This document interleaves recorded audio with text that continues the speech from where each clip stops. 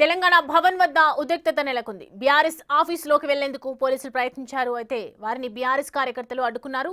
మహా TV office పై దాడి చేసిన వారిలో బీఆర్ఎస్వి నాయకులు ఉన్నట్లు పోలీసులు గుర్తించారు. వారు భవన్ లోనే ఉన్నారని పోలీసులు చెబుతున్నారు.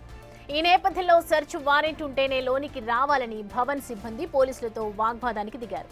అటు భవన్ కు మండలి ప్రతిపక్ష నేత మధుసూదనాచారి, బాల్క సుమన్ చేరుకున్నారు. బీఆర్ఎస్ భవన్ లో ఉన్న గెల్లు శ్రీనివాస్ ను పోలీసులు అరెస్ట్ చేసి బంజారా హిల్స్ పిఎస్ కు తరలించారు.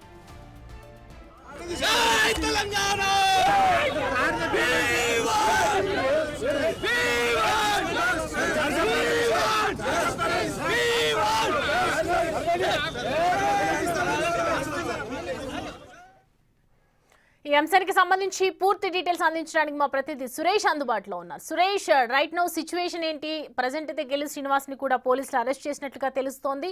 ప్రజెంట్ ఏం చెప్తున్నారు బీఆర్ఎస్ కార్యకర్తలు అక్కడ? మహా టీవీ ఆఫీస్ దాడి తర్వాత ఎవరైతే బీఆర్ఎస్ కార్యకర్తలు ఉన్నారో వారంతా కూడా బీఆర్ఎస్ భవన్ లోకి వెళ్లి దాచుకోవడం జరిగింది. ఆ తర్వాత మధ్యాహ్నం వారు అక్కడ ఉన్నారని చెప్పేసి పోలీసులు గుర్తించి బీఆర్ఎస్ భవన్ కి చేరుకోవడం జరిగింది. భారీగా పోలీసులు మోహరించి కొద్దిసేపటి క్రితమే గెల్లు శ్రీనివాస్ ని బీఆర్ఎస్ భవన్ నుంచి అరెస్ట్ చేసి పోలీస్ స్టేషన్ కి తీసుకెళ్లడం జరిగింది. మిగతా వారి కోసం కూడా పోలీసులు గాలిస్తున్నారు. అక్కడికి విషయం తెలుసుకొని బాల్కా సుమన్, కాల వెంకటేష్ ఎమ్మెల్యే వారు కూడా అక్కడికి చేరుకోవడం జరిగింది.